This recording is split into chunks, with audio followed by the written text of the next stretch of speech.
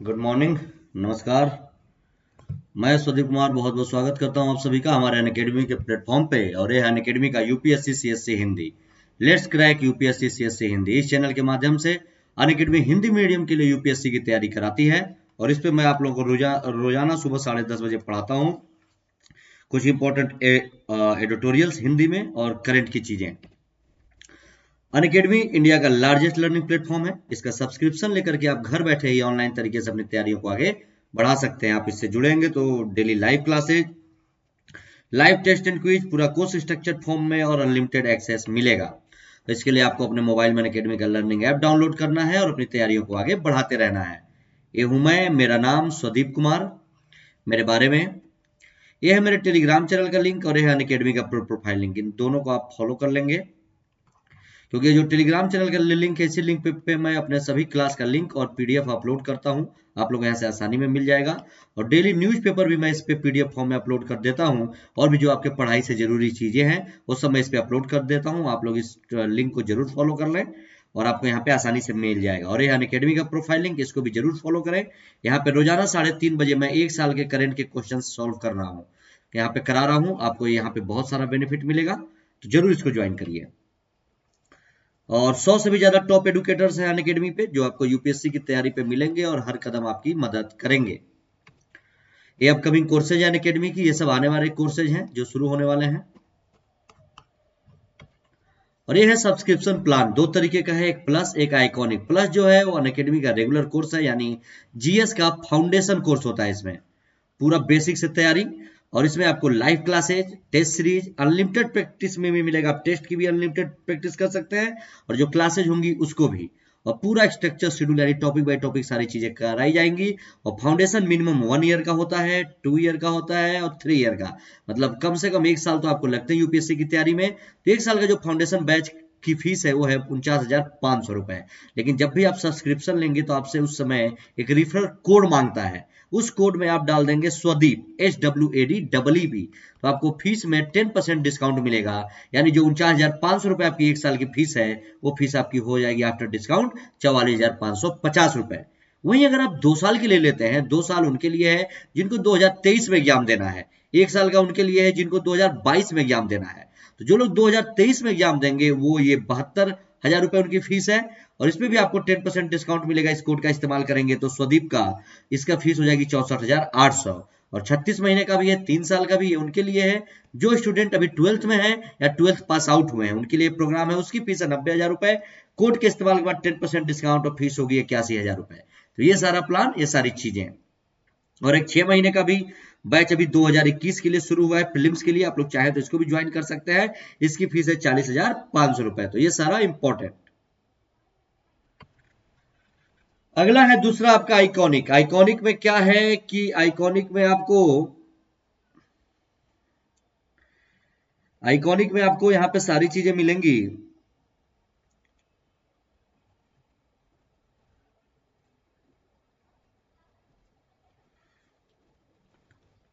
Iconic भी पूरा foundation ही है क्योंकि ये प्लस कोर्स वाली सारी चीजें इसमें होंगी। इसमें कुछ एडिशनल है, जैसे आपको पर्सनल कोच मिलेंगे, daily mains question answer writing practice, study plan, पूरा पर्सनली फीडबैक मिलेगा। इसका भी 1 साल, 2 साल और 3 साल का फाउंडेशन है। 1 साल का है 69,500। कोड का इस्तेमाल करेंगे 10% डिस्काउंट, आफ्टर डिस्काउंट फीस होगी 62,550। 24 महीने का यानी 2 साल का होगा 1,07,000, कोड के इस्तेमाल के बाद 96,300। और 3 साल का लेंगे 1,41,000, कोड के इस्तेमाल के बाद 1,26,900। तो ये सारा प्लान है, आप लोग जरूर ध्यान में रखिएगा। और ये है आपका ऑप्शनल, ऑप्शनल का है। और इस पे क्या है कि आपका ऑप्शनल भी आपका 6 महीने के लिए, 1 साल के लिए, 2 साल के लिए और 3 साल के लिए। जिनको 6 महीने का लेना है 22,500, 1 साल का लेना है 27,500, 2 साल का 40,000, 3 साल का 50,000। इन फीस पर भी आपको 10% डिस्काउंट सब पे मिलेगा इस कोड का इस्तेमाल करेंगे तो। 6 महीने का फीस हो जाएगा 20,250, 1 साल का 24,750, 2 साल का 36,000 और 3 साल का 45,000। और 11 तारीख से भी, 11 जनवरी से अनअकैडमी 2021 के लिए भी 6 महीने का बैच, 2022 का फाउंडेशन बैच 1 ईयर और 2023 का 2 ईयर फाउंडेशन बैच शुरू कर रही है। जो लोग यूपीएससी के स्टूडेंट हैं उनके लिए 11 जनवरी से देखिए 6 महीने का शुरू हो रहा है। एक सेकेंड, ये 6 महीने का बैच देखिए 11 जनवरी से शुरू हो रहा है। ये आपका बाइलिंगुअल हिंदी इंग्लिश सब में है, आप इसको जरूर ज्वाइन करिए। और कंप्लीट 1 ईयर का भी फाउंडेशन 2022 के लिए शुरू हो रहा है 11 जनवरी से। ये उसका है हिंदी इंग्लिश बाइलिंगुअल सब में, तो जरूर से जरूर आप इस फाउंडेशन को ज्वाइन करें। और 2023 का भी फाउंडेशन बैच शुरू हो रहा है, 2 साल का 2 ईयर का फाउंडेशन बैच 11 जनवरी से। और NCERT batches for UPSC CSC prelims, NCERT का बैच शुरू हो रहा है यूपीएससी सीएससी प्रीलिम्स एग्जाम के लिए, इसको भी जरूर ज्वाइन करें। और ज्वाइन करते समय कोड का हमेशा ध्यान रखेंगे, कोड है स्वदीप, आपको फीस में 10% का डिस्काउंट जरूर मिलेगा। और ये है जो मैंने आपको बताया था, अगर आप जीएस का आइकॉनिक और साथ में अगर ऑप्शनल लेते हैं कॉम्बो ऑफर, तो ये आपका 12 महीने यानी 1 साल 2 साल 3 साल तीनों है। इसकी फीस है 88,705, 2 साल की 31,510 और 3 साल का 61,220। अगर आप इस कोड का इस्तेमाल करेंगे तो इस सब पे आपको 10% डिस्काउंट जरूर में मिलेगा। और वैसे ही जीएस का प्लस कोर्स और ऑप्शनल का अगर लेंगे तो 1 साल का है आपका 70,103, 2 साल का है 99,680 और 3 साल का है 1,21,200। इस पे भी इस कोड का इस्तेमाल करेंगे तो आपको 10% डिस्काउंट जरूर मिलेगा। जिसको अगर केवल जीएस का लेना है वो जीएस का ले लें, जिनको केवल ऑप्शनल का लेना है ऑप्शनल ले लें, जिनको कॉम्बो लेना है जीएस का प्लस कोर्स से आइकॉनिक वो कॉम्बो लेकर के अपनी तैयारियों को आगे बढ़ाते रहें। कोड का ध्यान जरूर रखेंगे स्वदीप। और आइकॉनिक में कुछ चीजें और अपग्रेड हुई हैं, पर्सनल कोच के अलावा ये तो मिलेंगे ही, और बाकी जो चीजें मैंने बताई थी, मैं टेस्ट सीरीज वगैरह पूरा स्टडी प्लान है, सब कुछ चीजें अपग्रेड हुई है, क्योंकि अब आने वाले समय में इसका प्राइस भी बढ़ने वाला है, तो इसका भी आप लोग जल्द से जल्द सब्सक्रिप्शन ज्वाइन कर लें। और ये है सोर्स, मैं आप लोगों को जो डेली पढ़ाता हूँ, जो ये डेली न्यूज और इंपॉर्टेंट एडिटोरियल्स में लेता हूं, तो आज इस सोर्स नहीं सॉरी आज ये टॉपिक हम लोग पढ़ेंगे, ये सारा मैटर क्या क्या। पहला आज हम लोग पढ़ेंगे रेलवे का माल ढुलाई व्यवसाय विकास पोर्टल, दूसरा पढ़ेंगे यक्षगान के बारे में, तीसरा टैकथॉन 2021, चौथा मलाला यूसुफजई छात्रवृत्ति, पांचवा भारतीय सेना की मानवाधिकार सेल, छठा मध्य प्रदेश में फ्लोटिंग सौर ऊर्जा परियोजना, सातवां ट्राई फूड पार्क के बारे में, आठवां टॉपिक पढ़ेंगे सेंट्रल विस्टा प्रोजेक्ट, नौवां पढ़ेंगे बजाज फाइनेंस द्वारा निष्पक्ष व्यवहार संहिता समेत विनियामक मानदंडों का उल्लंघन आरबीआई ने किया है, अभी इसके लिए इसने बजाज फाइनेंस को सजा के तौर पे कुछ जुर्माना लगाया है। 10वां अफ्रीकी स्वाइन बुखार, 11वां उत्तराखंड के वनों को जीवित इकाई घोषित करने की मांग, और 12वां टॉपिक पढ़ेंगे संयुक्त राष्ट्र संघ का बजट। ये 12 टॉपिक आज हम लोग डिस्कस करेंगे, एक एक करके हम लोग देखते हुए चलते हैं ये क्या क्या टॉपिक है और इसमें क्या क्या चीजें इंपॉर्टेंट हैं, ठीक है।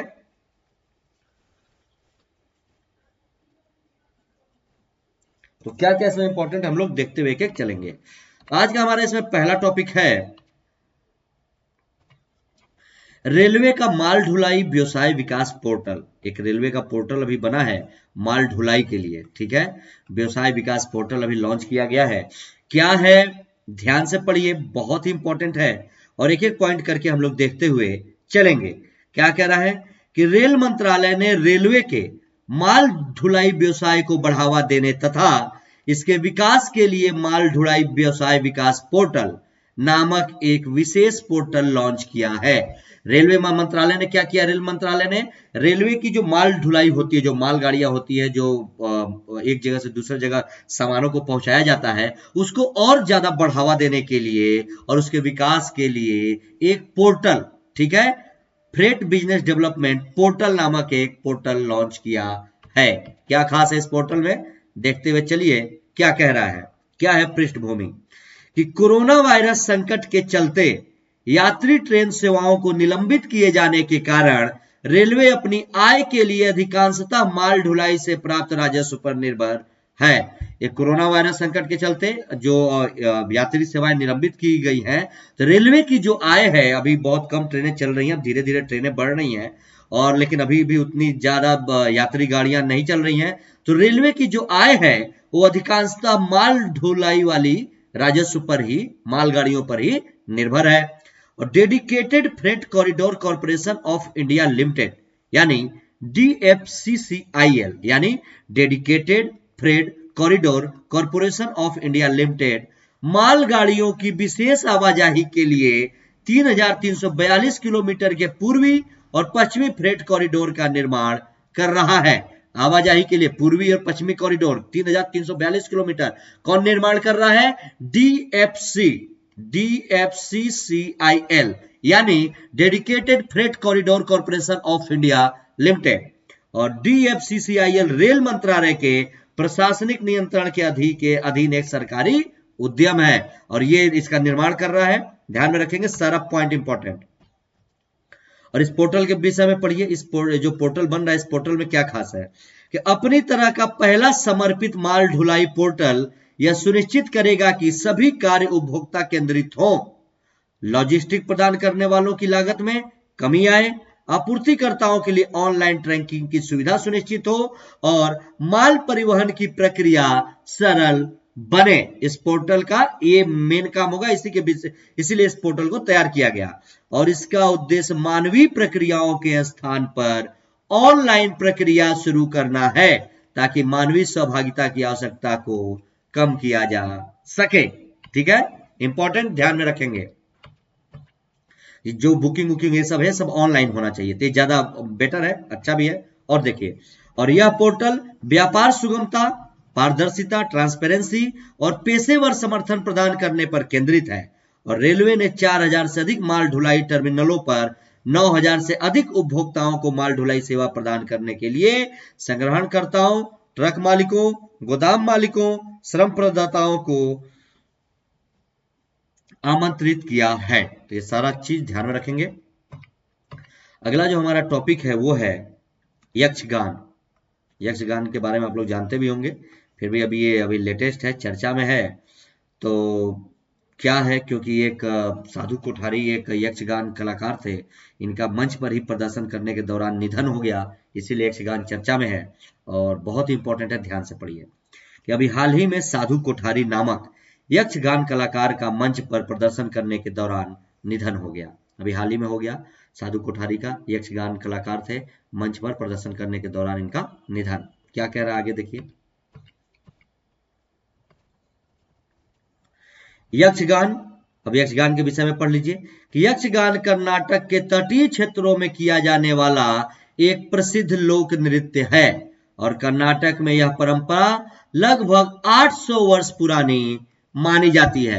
यक्षगान क्या है, कर्नाटक का है ये एक लोक नृत्य, और ये तकरीबन 800 वर्ष पुरानी है यक्षगान। और यक्षगान का शाब्दिक अर्थ है यक्ष के गीत, और इसमें संगीत की अपनी एक अलग शैली होती है, जो भारतीय शास्त्रीय संगीत, कर्नाटक संगीत तथा हिंदुस्तानी संगीत से अलग होती है। और इस सब के बारे में जो मैं आर्ट एंड कल्चर की क्लास लिया था, आर्ट एंड कल्चर की, इसी पे यूट्यूब पे ही उस समय अभी लाइव चलती थी, अभी लाइव फरवरी से इस पे भी शुरू हो जाएगा दोबारा, कुछ टेक्निकल इशू की वजह से बंद है।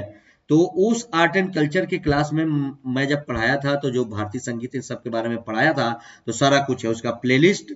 अगर आपको वो क्लास चाहिए होगा तो उसकी प्लेलिस्ट मेरे यूट्यूब पे अवेलेबल है। यूट्यूब पे अगर आप मेरा नाम भी सर्च करेंगे स्वदीप कुमार, तो मेरे सारे प्लेलिस्ट आ जाएंगे।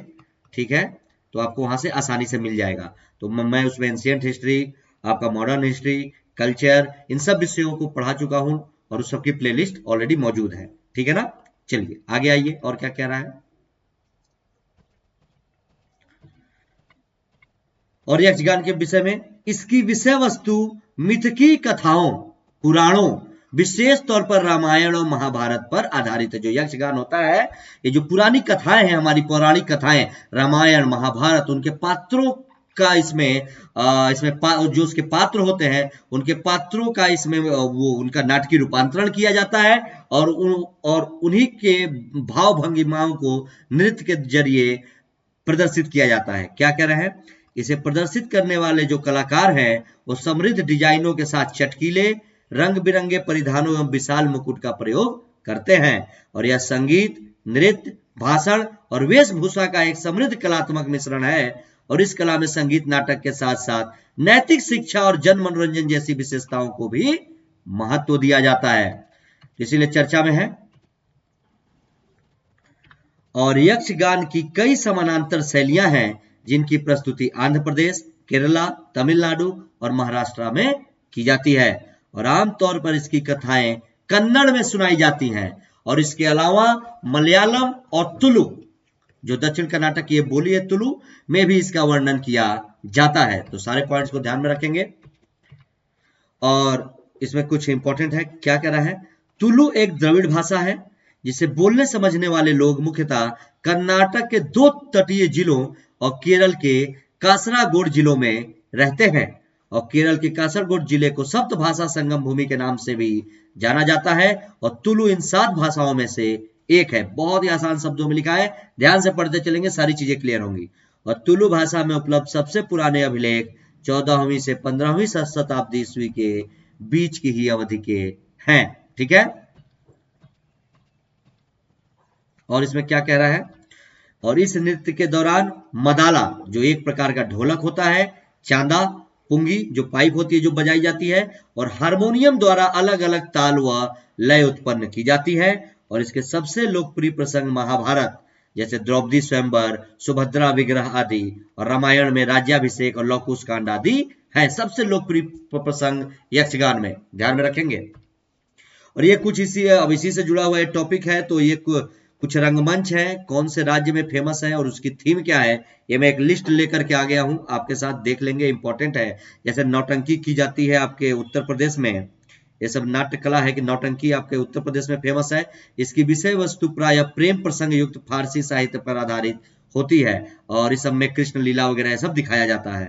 तमाशा ये महाराष्ट्र में होता है।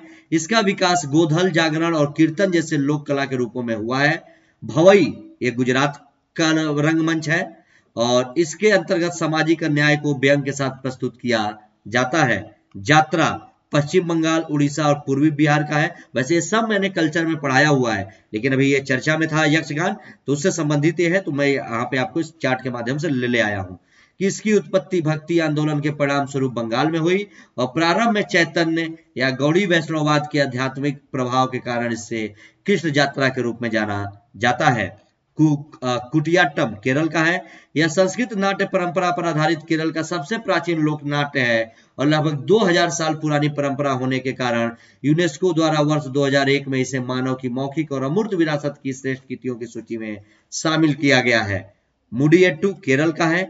केरल का यह पारंपरिक अनुष्ठानिक लोकनाट्य है और इसका विषय देवी काली और राक्षस द्वारिका के मध्य युद्ध पर आधारित होता है और यह अनुष्ठान भगवती और भद्रकाली पंथ का हिस्सा है। भावना है असम का और माच या माचा है मध्य प्रदेश, भांड पाथेर है कश्मीर का। ये सब एक चार्ट के माध्यम से ले आया हूं, आप लोग इसको देख लेंगे। अगला टॉपिक है हमारा टायकथॉन 2021। क्या है टायकथॉन 2021? क्या कह रहा है टायकथॉन के बारे में, ध्यान से पढ़िए कि हाल ही में सरकार ने एक आभासी खिलौना हैकथॉन टायकथॉन 2021 लॉन्च किया है। एक आभासी खिलौना यानी ये ऑनलाइन है, ऑनलाइन एक खिलौना है जिसको हैकथॉन टायकथॉन 2021 के नाम से लॉन्च किया गया है। क्या खास बात है देखते हुए चलिए, क्या है इसमें इंपॉर्टेंट बिंदु, इसकी पहल क्यों की गई पहले ये देखिए, और किसने की है इसकी पहल। यह पहल शिक्षा मंत्रालय, महिला और बाल विकास मंत्रालय, कपड़ा मंत्रालय, वाणिज्य एवं उद्योग मंत्रालय, सूक्ष्म लघु तथा मध्यम उद्यम मंत्रालय यानी MSME और सूचना प्रसारण मंत्रालय और तकनीकी शिक्षा के लिए अखिल भारतीय परिषद AICTE के द्वारा की जाती है। AICTE यानी कि all India council for technical education, इनके द्वारा की जाती है, जरूर ध्यान में रखेंगे, ठीक है ना।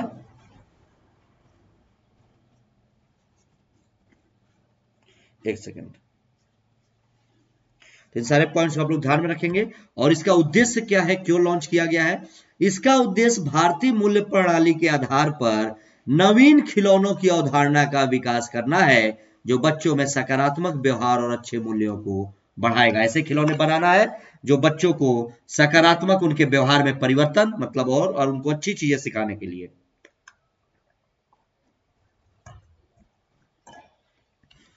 और क्या क्या है, क्या है प्रमुख बिंदु। और इसके अलावा यह भारत को एक वैश्विक खिलौना विनिर्माण केंद्र यानी आत्मनिर्भर भारत अभियान के रूप में बढ़ावा भी देगा। विशेषताएं क्या होंगी कि यह भारतीय संस्कृति और लोकाचार, स्थानीय लोक कथाएं तथा नायक और भारतीय मूल्य प्रणालियों पर आधारित होंगी। इसकी थीम क्या होगी, इसमें फिटनेस, खेल, पारंपरिक भारतीय खिलौनों के प्रदर्शन सहित 9 थीम शामिल हैं टायकथॉन 2021 में। इसमें भागीदार कौन है? इसमें है छात्र, शिक्षक, स्टार्टअप और खिलौना विशेषज्ञ इसमें भागीदार है। इसमें पुरस्कार क्या दिया जाएगा? प्रतिभागियों को 50 लाख रुपए तक का इसमें पुरस्कार प्रदान किया जा सकता है, जो टैगथॉन 2021 में जीतेगा। इससे लाभ क्या होगा? एक भारत श्रेष्ठ भारत की भावना को आगे बढ़ाने के लिए खिलौने उत्कृष्ट माध्यम हो सकते हैं। ये सारे पॉइंट को ध्यान में रखेंगे, इसी को मिलकर के ये लॉन्च किया गया है। और क्या कह रहा है कि एक भारत श्रेष्ठ भारत की घोषणा प्रधानमंत्री द्वारा वर्ष 2015 में राज्यों के मत समझ और संबंधों को बढ़ाने के लिए की गई थी, ताकि भारत की एकता और अखंडता मजबूत हो। और यह राष्ट्रीय शिक्षा नीति एनईपी 2020 के अनुरूप शैक्षिक खिलौनों के उपयोग को बढ़ावा देने में मदद करेगा। और यह घरेलू खिलौना उद्योग और स्थानीय निर्माताओं के लिए एक पारिस्थितिकी तंत्र बनाएगा जो अप्रयुक्त संसाधनों का दोहन करेगा तथा उसकी क्षमता का भी प्रयोग करेगा। तो ये सारे इसमें इंपॉर्टेंट पॉइंट हैं।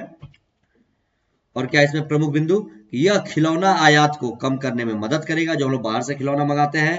हालांकि भारत में खिलौना बाजार $1 बिलियन अमेरिकी डॉलर का है और 80% खिलौने आयात ही किए जाते हैं, तो ध्यान में रखेंगे।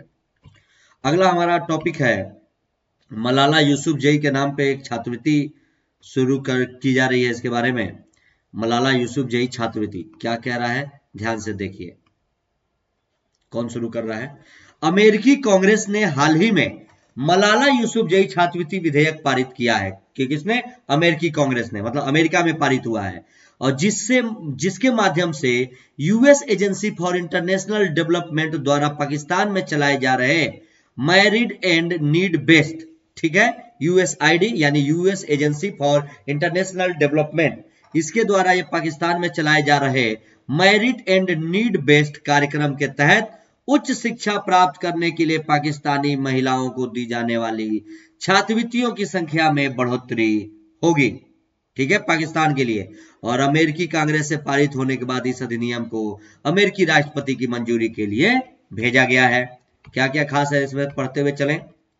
कि इस विधेयक के मुताबिक US agency for international development के लिए यह अनिवार्य है कि वह वर्ष 2020 से लेकर के 22 तक के मध्य में पाकिस्तान संबंधी उच्चतर शिक्षा छात्रवृत्ति कार्यक्रम के तहत मौजूदा मापदंडों के अनुरूप कम से कम 50% छात्रवृत्ति पाकिस्तान की महिलाओं को प्रदान करें। और विधेयक के अनुसार यूएसआईडी द्वारा अमेरिका में मौजूदा पाकिस्तानी अप्रवासियों और निजी क्षेत्र में कार्यरत पाकिस्तानी लोगों से इस कार्यक्रम के संबंध में सलाह ली जाएगी और उन्हें इसमें यथासंभव निवेश के लिए प्रेरित किया जाएगा, ताकि पाकिस्तान में शिक्षा कार्यक्रमों तक महिलाओं की पहुंच सुनिश्चित की जा सके। पाकिस्तान में शिक्षा कार्यक्रमों तक महिलाओं की पहुंच सुनिश्चित की जा सके, इसके लिए मलाला यूसुफजई छात्रवृत्ति अमेरिका में पास। आगे देखिए। और ज्ञात हो कि 10 अक्टूबर 2014 को पाकिस्तान की मलाला यूसुफजई को बच्चों और महिलाओं की शिक्षा के लिए संघर्ष करने हेतु भारतीय बाल अधिकार कार्यकर्ता कैलाश सत्यार्थी के साथ संयुक्त तौर पर नोबेल शांति पुरस्कार से सम्मानित किया गया था। वैसे भी आप लोग मलाला के बारे में जानते होंगे, तो ध्यान रखेंगे। अगला टॉपिक है भारतीय सेना की एक मानवाधिकार सेल के बारे में। कि भारतीय सेना की मानवाधिकार सेल क्या कह रहा है, देखिए। ह्यूमन राइट्स सेल है एक भारतीय सेना की, उसके बारे में क्या कह रहा है, ध्यान से देखते हुए चलें। कि हाल ही में मेजर जनरल गौतम चौहान ने भारतीय सेना की मानवाधिकार सेल के प्रथम अतिरिक्त महानिदेशक का पदभार संभाला है, ठीक है। भारतीय सेना का एक पद है, अतिरिक्त महानिदेशक का पद उन्होंने संभाला है मानवाधिकार, भारतीय सेना की मानवाधिकार सेल का। किसने? गौतम चौहान ने।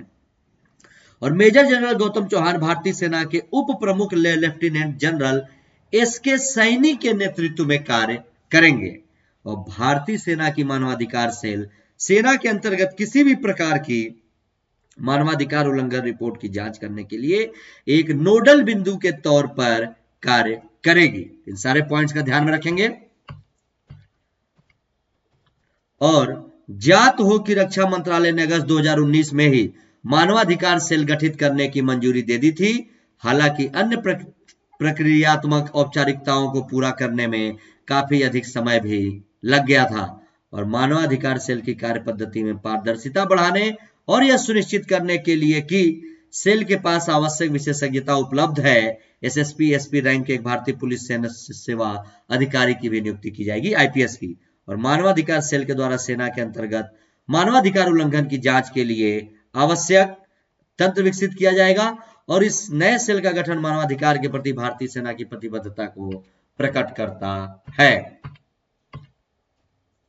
और मध्य प्रदेश में फ्लोटिंग सौर ऊर्जा परियोजना की स्थापना की गई है। मध्य प्रदेश में फ्लोटिंग सौर ऊर्जा परियोजना क्या है, ध्यान से पढ़ते हुए चलें, बहुत इंपॉर्टेंट है कि मध्य प्रदेश के खंडवा जिले में नर्मदा नदी पर ओंकारेश्वर बांध पर बन रहे 600 मेगावाट वाली विश्व की सबसे बड़ी फ्लोटिंग सौर ऊर्जा परियोजना वर्ष 2022-23 तक सौर ऊर्जा उत्पादन शुरू कर देगी। विश्व की सबसे बड़ी 600 मेगावाट वाली फ्लोटिंग सौर ऊर्जा परियोजना, सौर ऊर्जा से बनने वाली ये परियोजना है, विश्व की सबसे बड़ी है, 600 मेगावाट वाली। ये उत्पादन 2022-23 तक शुरू कर देगी। कहां बन रहा है? खंडवा जिले में नर्मदा नदी पर ओंकारेश्वर बांध है वहां पर। और इस परियोजना के लिए अनुमानित निवेश तकरीबन 3000 करोड़ रुपए है। और ज्ञात हो कि अंतरराष्ट्रीय वित्त निगम, विश्व बैंक, पावर ग्रिड कॉरपोरेशन ने युक्त परियोजना के विकास के लिए सहायता प्रदान करने हेतु सैद्धांतिक सहमति भी दी है। क्या क्या पॉइंट है आगे कि इस परियोजना के तहत बांध में सोलर पैनल लगाकर लगभग 2000 हेक्टेयर जल क्षेत्र में बिजली का उत्पादन किया जाएगा। ध्यान में रखेंगे, इंपॉर्टेंट। और इस संबंध में जारी विज्ञप्ति के मुताबिक इस परियोजना की विशेषता यह है कि इसमें सौर पैनल जलाशय में पानी की सतह पर तैरेंगे। जो सौर पैनल है वो जलाशय में पानी की सतह पर तैरेंगे, ये खास बात है। और साथ ही जब बांध का जल स्तर कम होगा तो यह स्वतः ही ऊपर और नीचे की ओर समायोजित हो जाएगा, बढ़ेगा तो ऊपर, घटेगा तो नीचे। और इसका डिजाइन इस प्रकार से तैयार किया गया है कि पानी की लहरों और बाढ़ का इस पर कोई प्रभाव नहीं पड़ेगा, एक ही जगह पे स्थिर रहेगा, तैरेगा लेकिन एक ही जगह पे स्थिर रहेगा। ध्यान में रखेंगे क्या है। अगला हमारा टॉपिक है try food park. Try food park के बारे में एक एक करके हम लोग देखेंगे क्यों इंपॉर्टेंट है। क्या कह रहा है कि आदिवासियों यानी वनवासियों और कारीगरों, आदिवासियों की आजीविका में सुधार लाने तथा जनजाति सशक्तिकरण को बढ़ावा देने हेतु जनजाति कार्य मंत्रालय के तहत ट्राइफेड और अखिल भारतीय वनवासी कल्याण आश्रम ने मध्य प्रदेश के 5 जिलों में ट्राई फूड पार्क की स्थापना के लिए एक समझौता ज्ञापन पर हस्ताक्षर किया है। मध्य प्रदेश के 5 जिलों में ट्राई फूड यानी जनजाति खाद्य पार्क की स्थापना, ध्यान में रखेंगे। और ट्राई फूड पार्क एक प्रकार के खाद्य प्रसंस्करण केंद्र हैं जिनका लक्ष्य लघु वनोपज को बढ़ाना है। जो लघु वन के उत्पाद हैं उनको बढ़ाना है, जो खाद्य पदार्थ है उसके लिए। और ट्राई फूड पार्क में स्थानीय वन धन केंद्रों के से कच्चे माल की खरीद की जाती है और उन्हें ट्राइब्स इंडिया के आउटलेट के माध्यम से देश भर में बेचने के लिए प्रसंस्कृत भी किया जाता है। तो सारे इंपॉर्टेंट पॉइंट जरूर ध्यान में रखेंगे। और क्या कह रहा है देखिए ट्राई फूड पार्क के बारे में कि वर्ष 1987 में गठित भारतीय जनजाति सहकारी विपणन विकास संघ यानी ट्राइफेड, मैंने जो अभी नेशनल इंटरनेशनल की क्लास ली है 5 बजे सन अकेडमी पर ही, नेशनल इंटरनेशनल ऑर्गेनाइजेशन की, उसमें इन सब के बारे में पढ़ाया था ट्राइफेड के बारे में। तो भारतीय जनजाति सहकारी विपणन विकास संघ यानी ट्राइफेड जनजाति कार्य मंत्रालय के प्रशासनिक नियंत्रण के तहत राष्ट्रीय स्तर का एक शीर्ष संगठन है जिसका मुख्यालय नई दिल्ली में स्थित है।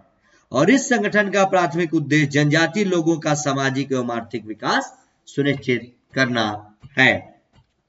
अगला जो हम टॉपिक पढ़ेंगे वो पढ़ेंगे सेंट्रल विस्टा प्रोजेक्ट के बारे में। आप लोगों ने पढ़ा होगा, मैंने अभी कुछ दिन पहले भी बताया था सेंट्रल विस्टा प्रोजेक्ट क्या है। तो इसके बारे में अब चर्चा में है क्योंकि लगभग सुप्रीम कोर्ट ने इस पर फैसला दे दिया इसके पक्ष में। क्या है ध्यान से पढ़िए कि हाल ही में सर्वोच्च न्यायालय ने नए संसद भवन के निर्माण से जुड़े सेंट्रल विस्टा प्रोजेक्ट को चुनौती देने वाली याचिकाओं पर सरकार के पक्ष में अपना फैसला सुनाया है।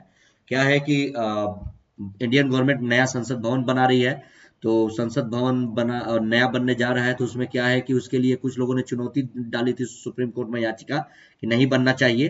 तो इस पे अभी सुप्रीम कोर्ट ने अपना फैसला सुनाया है और इंडियन गवर्नमेंट के फेवर में ही दिया है कि बनेगा। ठीक है, तो क्या किस तरीके से, ध्यान से देखिए क्यों चर्चा में आया दोबारा कि केंद्र सरकार के द्वारा सेंट्रल विस्टा प्रोजेक्ट को मंजूरी दी गई थी जिसके तहत राष्ट्रपति भवन से इंडिया गेट तक राजपथ के आसपास बने सरकारी भवनों का पुनर्निर्माण या पुनरुद्धार किया जाना है। इन सबों का भी और इसी प्रोजेक्ट के तहत नए संसद भवन का निर्माण भी किया जाना था। और केंद्र सरकार के सेंट्रल विस्टा प्रोजेक्ट को सर्वोच्च न्यायालय में याचिका दायर करके चुनौती दी गई थी। और याचिका में सेंट्रल विस्टा प्रोजेक्ट को दी गई पर्यावरण मंजूरी और कोरोना काल में किए जाने वाले सेंट्रल विस्टा प्रोजेक्ट के लिए किए जा रहे खर्च की वैधता को चुनौती दी गई थी इसमें। तो ये जरूर ध्यान में रखेंगे, इन सब मुद्दों पे बात हुई थी। और क्या कह रहा है, तो इस मुद्दे पे सर्वोच्च न्यायालय ने क्या हुआ कि केंद्र सरकार ने प्रोजेक्ट दिया, इस पे कुछ लोगों ने याचिका दायर की कि ये हमारे पर्यावरण के लिए भी नुकसान करेगा और अभी कोरोना का टाइम पीरियड चल रहा है, तो बिना मतलब के इस प्रोजेक्ट में खर्च करना और ये सब काम होगा तो पोल्यूशन भी थोड़ा बढ़ेगा, क्योंकि नई बिल्डिंग बनेगी, ये सब बनेगी तो धूल डस्ट वगैरह तो ये सब नुकसान होगा। तो इसका मामला सुप्रीम कोर्ट में गया, वहीं पे याचिका दायर की गई। तो अब सुप्रीम कोर्ट ने इस मुद्दे पे क्या कहा सर्वोच्च न्यायालय ने अपने निर्णय में। सर्वोच्च न्यायालय ने इस याचिका पर सुनवाई करते हुए कहा कि सेंट्रल विस्टा परियोजना को मंजूरी देते समय पर्यावरण मंत्रालय द्वारा दी गई सिफारिशों को लागू किया जा रहा है। जो पर्यावरण मंत्रालय को दी गई सिफारिशें सब इसमें लागू की जा रही हैं और निर्माण के दौरान पर्यावरण का ध्यान भी रखा जाना चाहिए। और इसके अलावा न्यायालय ने यह भी कहा कि सेंट्रल विस्टा परियोजना का कार्य शुरू करने से पहले धरोहर संरक्षण समिति की स्वीकृति लेना भी जरूरी होगा। ये सब हो जाएगा तो आप काम कर सकते हैं।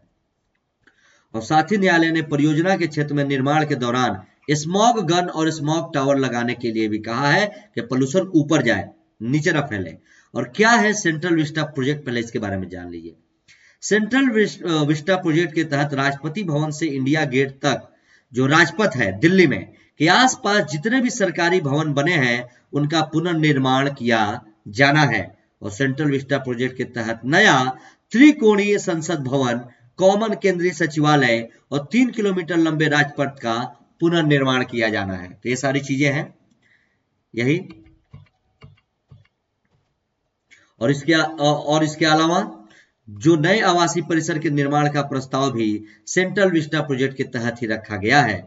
और इस नए आवासीय परिसर में प्रधानमंत्री, उपराष्ट्रपति के आवास के अलावा सभी मंत्रालय और विभागों को समायोजित करने के लिए नए कार्यालय भवनों का निर्माण किया जाना। अब सब कुछ बहुत पुराने हैं तो उनका पुनरुद्धार किया जाएगा, दोबारा बनाया जाएगा।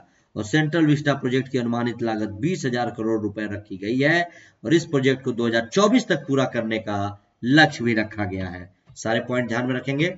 नए संसद भवन के बारे में पढ़ लीजिए क्योंकि इसी सेंट्रल विस्टा प्रोजेक्ट के तहत ही बन रहा है कि हाल ही में प्रधानमंत्री मोदी ने सेंट्रल विस्टा प्रोजेक्ट के तहत बनने वाले नए संसद भवन परिसर का शिलान्यास किया। जब शिलान्यास किया था उन्होंने तो मैंने आप लोगों से पढ़ाया था, 1.5 महीने पहले शिलान्यास हुआ था। सेंट्रल विस्टा प्रोजेक्ट के तहत बनाया जाने वाला संसद भवन 64,500 वर्ग मीटर के क्षेत्र में फैला होगा और इसे बनाने में कुल 971 करोड़ का खर्च अनुमानित किया गया है। और त्रिभुजाकार आकृति में बनने वाले नए संसद भवन के निर्माण का कार्य 2022 में 75वें स्वतंत्रता दिवस तक पूरा करने का लक्ष्य रखा गया है। इसको 2022 में कंप्लीट किया जाएगा। और इस नए संसद भवन में 888 लोकसभा सदस्यों और संयुक्त सत्र में 1224 सदस्यों के बैठने की व्यवस्था होगी, क्योंकि अभी पुराने वाले में इतने लोगों के बैठने की व्यवस्था नहीं है। और राज्यसभा में 384 सदस्यों के बैठने की व्यवस्था के साथ भविष्य को ध्यान में रखते हुए इसमें भी जगह बढ़ाने का विकल्प रखा जाएगा। और वर्तमान के संसद भवन का निर्माण 1921 में किया गया था और इस भवन को आधुनिक संवाद सुविधाओं और भूकंप रोधी सुरक्षा व्यवस्था के साथ आधुनिकीकृत नहीं किया जा सकता है, क्योंकि इस भवन के अत्याधुनिक पुराने होने के कारण इसे नुकसान पहुंच सकता है। तो इसलिए नया बनेगा, ये काफी पुराना है। अतः आधुनिक आवश्यकताओं को ध्यान में रखते हुए ही नए संसद भवन के निर्माण का निर्णय लिया गया है। सारे इंपॉर्टेंट पॉइंट है। अगला जो हमारा टॉपिक है वो है, ये सब आर्टिकल्स हैं जो भी हम लोग लगातार पढ़ते आ रहे हैं कि बजाज फाइनेंस द्वारा निष्पक्ष व्यवहार संहिता समेत विनियामक मानदंडों का उल्लंघन किया गया है। तो आरबीआई ने उस पर कुछ कहा है क्या? एक आप लोग बजाज फिनेंसरी को जानते होंगे, बजाज फाइनेंस कंपनी है। ये क्या है कि फाइनेंस देती है लोगों को, फाइनेंस करती है। तो कुछ इसका व्यवहार, निष्पक्ष व्यवहार मतलब कुछ व्यवहार सही नहीं है, क्या है इस मुद्दे पे अभी आरबीआई ने इसके ऊपर जुर्माना लगाया है। क्या है, ध्यान से पढ़िए, सारा टॉपिक क्लियर हो जाएगा। क्यों है चर्चा में, ये देखिए कि हाल ही में भारतीय रिजर्व बैंक यानी आरबीआई ने बजाज फाइनेंस पर विनियामक अनुपालन संबंधी मानदंडों यानी रेगुलेटरी कंप्लायंस नॉर्म्स को तोड़ते हुए 2.5 करोड़ रुपए का जुर्माना लगाया है। आरबीआई ने बजाज फाइनेंस पर लगाया है। क्यों? ध्यान से देखिए कि भारतीय रिजर्व बैंक ने अपने बयान में कहा कि बजाज फाइनेंस के विरुद्ध रिकवरी और कलेक्शन के तरीकों को लेकर ग्राहकों की तरफ से कई बार शिकायतें आई हैं। क्यों लगाया गया? कि भारतीय रिजर्व बैंक ने लगाया, आरबीआई ने अपने बयान में इसमें कहा कि एक सेकंड जरा रुकेंगे।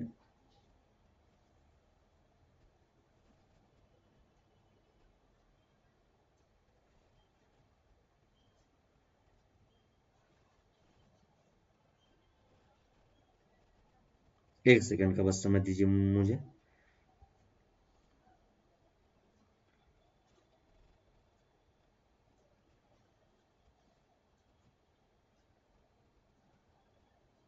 चलिए, तो क्या करें, भारतीय रिजर्व बैंक ने अपने बयान में कहा कि जो बजाज फाइनेंस कंपनी है वो जब लोन देती है तो लोन के जब रिकवरी करती है या जो उसके कलेक्शन के तरीके हैं ना, उसको लेकर ग्राहकों ने बहुत बार शिकायत की है कि इनका ये तरीका सही नहीं है। तो इसी पे आरबीआई ने, और देखिए, और इसके अतिरिक्त बजाज फाइनेंस निष्पक्ष व्यवहार संहिता यानी फेयर प्रैक्टिसेस कोड एफपीसी का भी उल्लंघन कर रही है। एफपीसी क्या है? एफपीसी है कि कोई भी फाइनेंस कंपनी या जो भी वित्तीय कंपनियां हैं जैसे फाइनेंस करती हैं, उनके लिए होता है एफपीसी कि इसी के अंतर्गत उनको काम करना है कि आप कस्टमर को अगर लोन दे रहे हैं तो ठीक है, अच्छी बात है, और आप उसके लिए जो रिकवरी करना है, जो कलेक्शन का तरीका है, तो आपका बात व्यवहार ये सब सही होना चाहिए। तो एफपीसी के तहत कुछ नियम है, उनका उल्लंघन कर रही है। क्या? आरबीआई ने यह भी कहा कि बजाज फाइनेंस ये सुनिश्चित नहीं कर पाई कि जब उसके रिकवरी एजेंट जब ग्राहकों से वसूली करने जाएं तो उनका उत्पीड़न ना होने पाए। ठीक है, ये सब कमियां पाई गई बजाज फाइनेंस में, ऐसा आरबीआई ने कहा। अब आगे देखिए, और यही कारण है कि बजाज फाइनेंस पर विनियामक अनुपालन संबंधी मानदंडों यानी रेगुलेटरी कंप्लायंस नॉर्म्स को तोड़ने हेतु 2.5 करोड़ रुपए का जुर्माना लगाया गया। आरबीआई ने लगाया है कि आपने इस नियम को तोड़ा है, आप ग्राहकों को दे रहे हैं लेकिन उनका आप उत्पीड़न नहीं कर सकते, आपके साथ उन रिकवरी करते समय जो लोग भी रिकवरी करने जाते हैं उनका व्यवहार सही होना चाहिए। बहुत से लोगों ने इस बारे में शिकायत दर्ज कराई तो उसी पर 2.5 करोड़ रुपए का पेनाल्टी लगा। और भारतीय रिजर्व बैंक ने बजाज फाइनेंस पर जुर्माना reserve bank of India act 1934 के विभिन्न प्रावधानों के तहत लगाया है। आरबीआई ने जुर्माना कैसा लगाया है? Bank of India act 1900 reserve bank of India act 1934 के तहत उसमें जुर्माना लगा है। अब एफपीसी क्या है इसके बारे में पढ़ लीजिए, जिसके तहत ऐसा बातें की जाती हैं। एफपीसी यानी फेयर प्रैक्टिस कोड के बारे में क्या कह रहा है? भारतीय रिजर्व बैंक ने गैर बैंकिंग वित्तीय कंपनियों यानी एनबीएफसी के लिए, जो गैर बैंकिंग वित्तीय कंपनी है, निष्पक्ष व्यवहार संहिता हेतु दिशा निर्देश जारी किए हुए हैं। क्योंकि ये लोग बैंक नहीं है, गैर बैंकिंग वित्तीय कंपनी है जो ये सब चीजें करती हैं, उनके लिए एफपीसी लागू हुआ है ताकि एनबीएफसी ग्राहकों हेतु निष्पक्ष, विश्वसनीय, भरोसेमंद प्रथाओं को अपना सकें।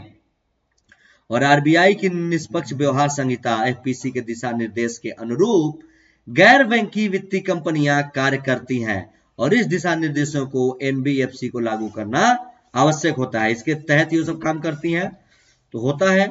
और निष्पक्ष व्यवहार संहिता एफपीसी के मध्य से गैर बैंकिंग वित्तीय कंपनियों की कार्यशैली में आवश्यक पारदर्शिता सुनिश्चित हो पाती है, इसके थ्रू, एनबीएफसी के थ्रू ही, जिससे कंपनी और ग्राहकों के बीच संबंध निष्पक्ष और सौहार्दपूर्ण बने रहे।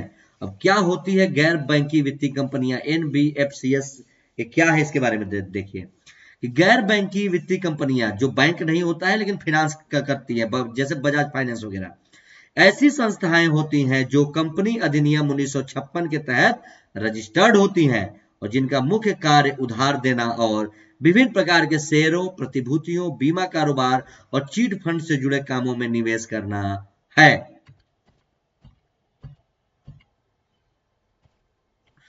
और ये भारतीय वित्तीय प्रणाली की अहम घटक है।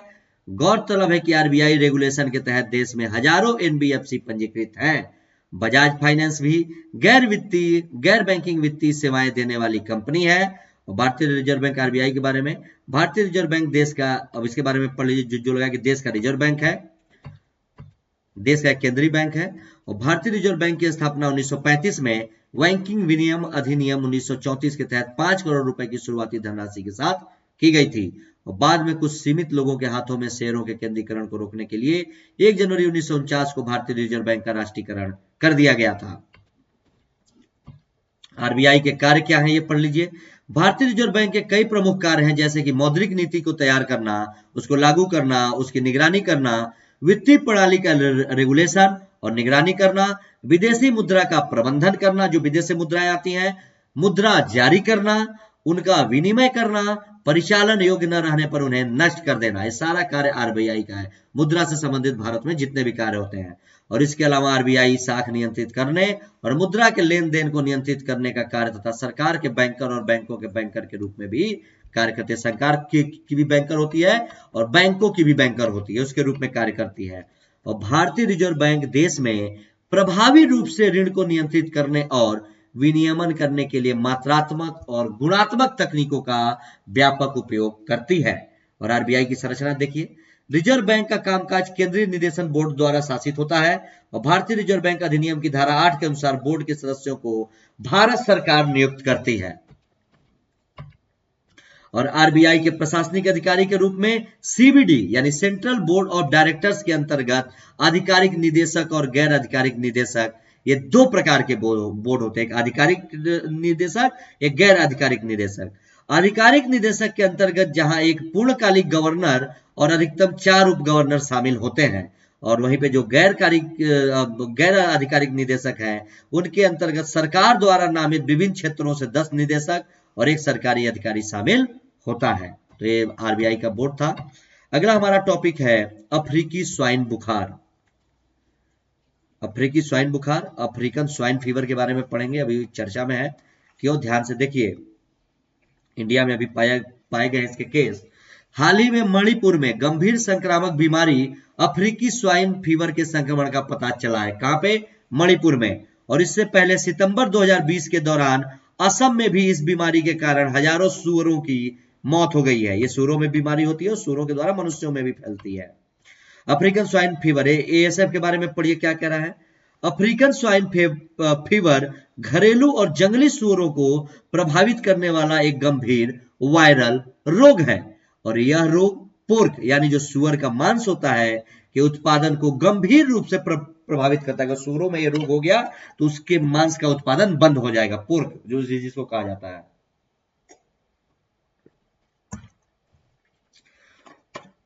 तो अभी मणिपुर में पाया गया अफ्रीकन स्वाइन फीवर का के लक्षण, तो क्या कह रहा है ध्यान से देखिए। और इससे संक्रमित होने वाले सूअर को आमतौर पर तीव्र रक्तस्रावी बुखार होता है। जो भी इससे सूअर प्रभावित होते हैं उसको बुखार होता है जिसमें रक्त निकलते हैं, और इस रोग से संक्रमित सूअर की मौत भी हो जाती है। और यह एस्फेरविडे परिवार के एक बड़े डीएनए वाले वायरस के कारण होता है। जो स्वाइन फीवर होता है, अफ्रीकन स्वाइन फीवर जो है, ये जो वायरस है, इस वायरस का जो इस वायरस कौन सा वायरस है? एस्फेरविडे, इस परिवार का ये वायरस है। और इस रोग में पशु की उत्पादकता न केवल प्रभावित होती है बल्कि इससे पशुधन की मृत्यु भी हो जाती है। और अफ्रीकी स्वाइन फ्लू एएसएफ विश्व पशु स्वास्थ्य संगठन यानी OIE, the world organisation for animal health के पशु स्वास्थ्य कोड में सूचीबद्ध एक ऐसी बीमारी है जिसके संरक्षण में तुरंत OIE को सूचना देना होता है। OIE मतलब world organisation for animal health. उसमें ये इसको तुरंत अगर ये बीमारी होती है तो OIE को सूचना देना होता है। और बीमारी का प्रसार कैसे? यह एक प्रकार का ट्रांसबाउंड्री एनिमल डिजीज है जो एक स्थान से दूसरे स्थान पर जीवित या मृत संक्रमित सूअरों या उनके मांस के माध्यम से ही फैलती है। और चूंकि एएसएफ के उच्च पर्यावरणीय प्रतिरोधी होने के कारण इस बीमारी का संचरण दूषित खाद्य यानी पोर्क जो सूअर का मांस होता है और फोमाइट्स मतलब गैर जीवित वस्तुओं जैसे जूते, कपड़े, वाहन, चाकू या अन्य उपकरण के माध्यम से भी फैल सकता है। ध्यान में रखेंगे। और इसका उपचार कैसे होता है? इस बीमारी के उपचार के लिए अभी तक कोई वैध टीका विकसित नहीं किया गया है और गौरतलब है कि अफ्रीकी स्वाइन फ्लू बुखार मनुष्यों को भी प्रभावित नहीं करता है, लेकिन सूअरों के लिए अत्यधिक विनाशकारी होता है। और भारत में सितंबर 2020 के दौरान ही पहली बार इस बीमारी का पता चला था और उस दौरान असम में 17,000 से ज्यादा सूअरों और अरुणाचल प्रदेश में 4500 से ज्यादा सूअरों की मौत हो गई। अभी तक ये मनुष्यों को प्रभावित नहीं करता। तो ये सब सारी चीजें। अगला हमारा टॉपिक है कि उत्तराखंड के वनों को जीवित इकाई घोषित करने की मांग की गई है। ठीक है, क्या कह रहे हैं, ध्यान से पढ़िए, बहुत इंपॉर्टेंट टॉपिक है ये। कि हाल ही में सुप्रीम कोर्ट ने उत्तराखंड वनों को जीवित इकाई घोषित करने वाली मांग याचिका को स्वीकार कर लिया। एक्चुअली ये जब डिमांड की गई थी तो उस पर भी मैं आज से 1-1.5-2 महीने पहले आर्टिकल पढ़ाया था, तब सुप्रीम कोर्ट ने इसको स्वीकार कर लिया है कि उत्तराखंड के जो वन है उनको जीवित इकाई घोषित किया जाए। क्या होता है सब अभी आगे देखेंगे। पृष्ठभूमि क्या है ये पढ़िए पहले। उत्तराखंड के जंगलों को नष्ट होने से बचाने के लिए सुप्रीम कोर्ट में एक जनहित याचिका दायर की गई है एवं इस याचिका में यह मांग की गई है कि कुछ अधिकारों के साथ वनों को जीवित इकाई घोषित किया जाए। और याचिकाकर्ताओं ने अपनी याचिका में बताया है कि 2001 से अब तक उत्तराखंड के जंगलों में आग लगने के कारण लगभग 44,000 हेक्टेयर क्षेत्र के जंगल खत्म हो चुके हैं तथा जंगलों में आग लगने की घटनाओं के पीछे भूमाफिया और लकड़ी माफिया की भूमिका रहती है। और याचिकाकर्ता ने मांग की है कि उत्तराखंड के जंगलों में आग लगने की घटनाओं की अब जांच करवाई जाए, इसीलिए जीवित इकाई की मांग की गई है और ये बहुत इंपॉर्टेंट है, होना भी चाहिए। और क्या कह रहा है कि याचिकाकर्ता की दलीलें सुनने के बाद सुप्रीम कोर्ट के मुख्य न्यायाधीश S.A. बोबड़े की अध्यक्षता वाली पीठ ने उत्तराखंड के वनों को जीवित इकाई घोषित करने की मांग के मामले में सुनवाई करने का निर्णय लिया है। अब याचिकाकर्ता का कहना है कि सुप्रीम कोर्ट को भारतीय संविधान के अनुच्छेद 21 के तहत प्रदत्त जीवन जीने के अधिकार को और भी अधिक विस्तारित करना चाहिए। ऐसा याचिकाकर्ता कहते हैं कि जो अनुच्छेद 21 से जीवन जीने का अधिकार जो मनुष्यों के लिए है, मानवों के लिए हमारे भारतीय संविधान में, उसको अब और विस्तारित करना चाहिए और ये इन पर भी लागू करना चाहिए। इसे क्या कह रहा अगला लाइन में, इसे पशु पक्षियों सहित जंगलों पर भी लागू किया जाना चाहिए, क्योंकि अभी केवल मानवों के बारे में है, क्योंकि पशु पक्षियों का जीवन बचाने के लिए जंगल बचाना बेहद जरूरी है। बहुत सही मुद्दा है ये, बिल्कुल ध्यान में रखेंगे ये। और ऐसे में जंगलों को कुछ अधिकारों के साथ जीवित इकाई का दर्जा दिया जाना चाहिए। क्या होता है जीवित इकाई का दर्जा और इसके मायने क्या होते हैं ये देखिए। उल्लेखनीय है कि भारत में न्यायालयों के द्वारा मंदिर के देवताओं, धार्मिक ग्रंथों, कारपोरेशन इत्यादि को वैधानिक व्यक्ति का दर्जा दिया जा चुका है, लेकिन सबसे पहले किसी प्राकृतिक तंत्र को जीवित इकाई या वैधानिक व्यक्ति के रूप में मान्यता उत्तराखंड उच्च न्यायालय के द्वारा वर्ष 2017 में गंगा और यमुना नदी को दिया गया था। और उत्तराखंड हाईकोर्ट ने गंगा और यमुना नदी को जीवित मतलब व्यक्ति का दर्जा दिया गया है वहां पे नदियों को। और अभी पहली बार मतलब प्राकृतिक चीजों को मिल चुका है उत्तराखंड में गंगा यमुना नदियों को, अब वन के लिए ये बात की जा रही है। बहुत इंपॉर्टेंट, ध्यान से पढ़िए कि किसी इकाई या प्राकृतिक घटक को जीवित इकाई का दर्जा देने से तात्पर्य है कि वह इकाई या प्राकृतिक घटक भारतीय संविधान, कानून या न्यायिक निर्णय द्वारा प्रदत्त अधिकारों, कर्तव्य और दायित्व के निर्वहन हेतु योग्य हो जाता है। और इसे आसान भाषा में समझे तो किसी भी इकाई या प्राकृतिक घटक को जीवित व्यक्ति का दर्जा देने का मतलब है कानून में वर्णित प्रावधानों के अनुसार उसके अधिकारों को संरक्षित करना और उन्हें नुकसान या नष्ट न किए जाने की गारंटी देना। और ऐसा कोई करता है तो उसके लिए फिर दंड। और यदि जीवित व्यक्ति इकाई के अधिकारों को न्यून करने या नुकसान पहुंचाया जाता है तो यह जीवित व्यक्ति को अदालत में सुनवाई हेतु सक्षम बनाता है। और जीवित व्यक्ति इकाई या दर्जा पाई इकाइयों के अधिकारों की देखरेख सरकार, प्रशासन, न्यायिक निर्णय के नियुक्त संरक्षकों के द्वारा ही की जाती है। इसको वही सजा जो जीवित व्यक्ति को के तौर पे मिलती है वही फिर उसी के अनुसार सुनवाई भी होगी, ध्यान में रखेंगे। और किसी भी इकाई को जीवित व्यक्ति का दर्जा देने पर यह राज्य प्रशासन, नागरिकों और राष्ट्र के प्रति संपूर्ण जिम्मेदारी का बोध भी कराता है। और ये जो जीवित इकाई दर्जा से संबंधित जो न्यायिक निर्णय आया, क्या ये देखिए कि वर्ष 2017 में उत्तराखंड हाईकोर्ट ने गंगा और यमुना नदियों को जीवित इकाई का दर्जा दिया था और इसके लिए नमामि गंगे योजना के निदेशक, राज्य के मुख्य सचिव और एडवोकेट जनरल को दोनों नदियों का कानूनी संरक्षक भी बनाया गया था। हालांकि बाद में सुप्रीम कोर्ट ने उत्तराखंड हाई कोर्ट के उक्त निर्णय पर रोक लगा दी थी। इसके बाद उत्तराखंड हाई कोर्ट राज्य ने हवा, पानी और पृथ्वी पर रहने वाले सभी जीवों को विधिक इकाई का दर्जा दिया था। ये जरूर ध्यान में रखेंगे। और विधिक इकाई का दर्जा देते हुए उन्हें मनुष्य की तरह अधिकार, कर्तव्य और जिम्मेदारियां देते हुए उत्तराखंड के लोगों को उनका संरक्षक घोषित किया गया था। और उत्तराखंड हाईकोर्ट ने संविधान के अनुच्छेद 21 का हवाला देकर कहा था कि भारतीय संविधान का अनुच्छेद 21 मनुष्य के अधिकारों की रक्षा करते समय जीवन की रक्षा की बात करता है और जीवन की रक्षा का यह अधिकार सभी जीवों पर लागू होता है। ये जरूर ध्यान में रखेंगे, बहुत इंपॉर्टेंट पॉइंट है, क्योंकि ये मेंस के पॉइंट ऑफ व्यू से पूछा जा सकता है। तो क्या है संविधान का अनुच्छेद 21, आप लोगों को पता ही है, फिर भी पढ़िए।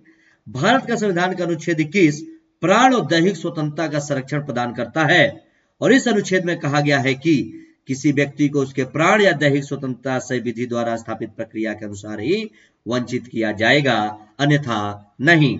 और सुप्रीम कोर्ट ने अपने कई मामलों के द्वारा अनुच्छेद 21 की सूक्ष्म व्याख्या की है और इसमें कई अधिकारों को शामिल करके इसे व्यापक बनाया है, यथा जीवन जीने का अधिकार, निजता का अधिकार, स्वतंत्र पर्यावरण का अधिकार, स्वास्थ्य का अधिकार, त्वरित सुनवाई का अधिकार, अमानवीय व्यवहार के विरुद्ध का अधिकार, निष्पक्ष सुनवाई का अधिकार इत्यादि। इन सारे पॉइंट्स को ध्यान में रखेंगे। अब क्या होती है वनाग्नि, जो जंगलों में लगाई जाती है आग, दवानल, क्या होती है देखिए। वनाग्नि यानी वनों में लगने वाली आग, इसको दवानल भी कहते हैं। उस दुर्घटना को कहते हैं जब किसी प्राकृतिक या मानवीय कारण से किसी वन के एक भाग में या पूरे वन में आग लग जाती है और उस वन की वनस्पति एवं जैव विविधता उसकी वजह से खतरे में पड़ जाती है। और जंगलों में इस तरह की आग की स्थिति तब पैदा होती है जब वनस्पतियां और मिट्टी सूख जाते हैं और आर्द्रता भी बहुत कम होती है। और इसके अलावा जंगलों में ये आग प्राकृतिक कारणों जैसे आकाशीय बिजली गिरने से या प्राकृतिक रूप से वन में उत्पन्न घर्षण से लग सकती है। और साथ ही जंगलों में लगने वाली ये आग मानव निर्मित भी हो सकती है, जिसमें किसी की भी लापरवाही से सूखे वन में सुलगती हुई सिगरेट या माचिस की तीली फेंक देने जैसे कृत्य शामिल हैं। ये सारे पॉइंट जरूर ध्यान में रखेंगे। और जानकारों का कहना है कि जंगलों में लगने वाली आग जंगल में मौजूद सूखे झाड़ फूस और हवा के प्रभाव में तेजी से और फैलती है। वर्तमान में ऐसा देखने में आ रहा है कि वन माफिया वनों का विभिन्न तरीके से दोहन करने हेतु वनाग्नि को और प्रोत्साहित कराते हैं और ऐसा आरोप हाल ही में सुप्रीम कोर्ट दाखिल एक जनहित याचिका में भी लगाया गया था। तो ये ध्यान में रखेंगे। अगला जो हमारा टॉपिक है वो है संयुक्त राष्ट्र का बजट।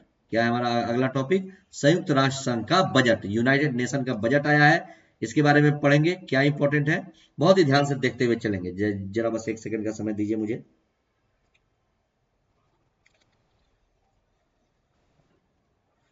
तो अभी हम लोग देखेंगे इसमें कि संयुक्त राष्ट्र संघ के बजट के बारे में पढ़ेंगे कि संयुक्त राष्ट्र संघ का क्या बजट है। तो ध्यान से देखते हुए चलेंगे, क्या क्या पॉइंट कह रहा है, एक एक पॉइंट देखते हुए अभी हम लोग चलते हैं। संयुक्त राष्ट्र संघ का बजट, यूनाइटेड नेशन बजट के बारे में कि हाल ही में संयुक्त राष्ट्र संघ ने अमेरिका और इजराइल की आपत्तियों के बावजूद 3.2 अरब डॉलर का बजट पारित किया है। संयुक्त राष्ट्र संघ, यूनाइटेड नेशंस के बारे में आप लोग जानते हैं, मैंने आप लोगों को पढ़ाया भी था। जो नेशनल इंटरनेशनल की क्लास मैं अनअकैडमी ऐप पर लेता हूं उसमें। और अभी हाल ही में संयुक्त राष्ट्र संघ का बजट पास हुआ है, जिसमें अमेरिका और इजराइल आपत्ति भी कर रहे थे, लेकिन उसके बावजूद भी 3.2 अरब डॉलर का बजट पास हो चुका है। तो अब इसके बारे में क्या क्या जानकारियां पढ़िए। संयुक्त राष्ट्र संघ के वर्तमान बजट प्रक्रिया से संबंधित जानकारी क्या है, ये देखिए कि संयुक्त राष्ट्र के नियमित परिचालन बजट को आमतौर पर क्रिसमस से पहले आम सहमति से अनुमोदित किया जाता है, लेकिन इस वर्ष अमेरिका और इजराइल जैसे देशों की आपत्तियों के कारण राजनयिक वार्ताओं में अधिक समय लगा है और ज्यादातर देशों ने विभिन्न प्रकार के मुद्दों पर समझौता करने हेतु बजट आम सहमति व्यक्त की, लेकिन संयुक्त राज्य अमेरिका और इजराइल ने डरबन घोषणा पत्र और नस्लवाद के खिलाफ विश्व सम्मेलन में अपनाए गए कार्यक्रम के लिए धन दिए जाने का विरोध भी किया है। इन सारे पॉइंट्स का ध्यान में रखेंगे। और संयुक्त राष्ट्र संघ के वर्तमान बजट प्रक्रिया से संबंधित जानकारी में और क्या क्या बातें कह रहा है कि अमेरिका और इजराइल का मानना है कि 2001 के डरबन घोषणा पत्र के परिणाम यहूदी विरोधी और इजराइल विरोधी है। और गौरतलब है कि संयुक्त राष्ट्र में बजट की समस्या कोई नई समस्या नहीं है, बल्कि विभिन्न कारणों से संयुक्त राष्ट्र बजट संकट का सामना करता भी रहता है। तो अभी इसका बजट पास हुआ है। क्या है संयुक्त राष्ट्र में बजट की समस्या के कारण? क्या है कारण? पहले ये देखिए कि अप्रैल 1996 में संयुक्त राष्ट्र ने बजट संकट से निपटने के लिए कई कठोर उपाय किए हैं और उनमें से एक अपने कर्मचारियों की कटौती किया जाना भी शामिल था। और कमोवेश वही स्थिति वर्तमान समय में भी है।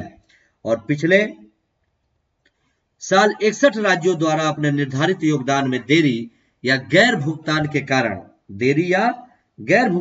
कारण संयुक्त राष्ट्र को मिलने वाले अनुदान में 5.1 बिलियन की कमी थी। ठीक है, और जिसे उसे तरलता संकट भी माना जाता था। इन सारे पॉइंट्स को आप लोग ध्यान में रखेंगे। और इस प्रकार का तरलता संकट इस वैश्विक संगठन के जनादेश और विश्वव्यापी संचालन दोनों को कमजोर करने में महत्वपूर्ण भूमिका निभा रहा है। और क्या कारण है? संयुक्त राष्ट्र के नवीनतम आंकड़ों के अनुसार 2 नवंबर 2020 तक 193 सदस्यों में से केवल 132 सदस्य राज्यों ने अपने नियमित बजट आग्रहण का पूरा भुगतान किया था। इतने ही देशों ने दिया था। और 2021 के प्रस्तावित कार्यक्रमों के लिए बजट पेश करने के दौरान संयुक्त राष्ट्र महासचिव एंटोनियो गुटेरेस ने चेतावनी दी कि यदि तरलता संकट समाप्त नहीं हुआ, जो संयुक्त राष्ट्र द्वारा किए जाने वाले जन कल्याण के कार्य को गंभीर रूप से प्रभावित हो सकते हैं। और इससे पहले 2019 में संयुक्त राष्ट्र में नकदी की भारी कमी भी हो गई थी और पहले यूएन मुख्यालय की लिफ्ट और एयर कंडीशन को बंद करने का निर्णय किया गया और बाद में शनिवार रविवार मुख्यालय को बंद करने का फैसला भी लिया गया था। और उस दौरान Canada, Singapore, Bhutan, Finland, New Zealand और नॉर्वे जैसे देशों ने यूएन को बकाये का भुगतान नहीं किया था। ये सारे पॉइंट्स जरूर ध्यान में आप लोग रखेंगे। ठीक है, क्या क्या है ध्यान से देखिए। और क्या है संयुक्त राष्ट्र के बजट की प्रक्रिया? कैसे होती है संयुक्त राष्ट्र के बजट की प्रक्रिया? ये ध्यान से देखिए कि संयुक्त राष्ट्र का बजट उसके सदस्यों द्वारा दिए गए अनुदान से तैयार होता है। जो उसके सदस्य संयुक्त राष्ट्र में यूएन में वही देते हैं। और संयुक्त राष्ट्र के कुल 193 सदस्य देश हैं और सभी सदस्यों को एक निर्धारित अनुदान संयुक्त राष्ट्र को देना होता है। और वर्तमान समय में संयुक्त राष्ट्र को सर्वाधिक लगभग $10 बिलियन वार्षिक अनुदान अमेरिका से प्राप्त होता है। हालांकि अमेरिका ने इस बार अपने अनुदान में कटौती करने की बात कही है। और इसके बाद सर्वाधिक अनुदान के मामले में इंग्लैंड और जापान का हिस्सा है। और संयुक्त राष्ट्र को अनुदान देने वाले देशों की सूची में भारत शीर्ष 20 देशों में शामिल नहीं है। ये आज का टॉपिक था जो यहीं पे समाप्त होता है। आप लोग इसको ध्यान पे रखेंगे। और ये है मेरे टेलीग्राम चैनल का लिंक, इससे आप लोग जरूर जुड़ जाइए। यहाँ पे मैं अपने सभी क्लास का पीडीएफ और लिंक अपलोड करता हूँ और भी आपको जो जरूरत की चीजें हैं वो। और ये है मेरा अनअकैडमी का प्रोफाइल लिंक, इसे भी जरूर आप लोग फॉलो करिए क्योंकि यहाँ पे मैं 3:30 बजे पे क्या करता हूँ, रोजाना पूरे 1 साल के करंट के क्वेश्चन डिस्कस करता हूँ जो आप लोग के लिए बहुत इंपॉर्टेंट है इस बार के 2021 के प्रीलिम्स के एग्जाम में। आपको क्लास अच्छी लगी है तो ज्यादा से ज्यादा इसको लाइक शेयर और सब्सक्राइब जरूर करिए कि ज्यादा से ज्यादा स्टूडेंट इसका फायदा उठा सकें।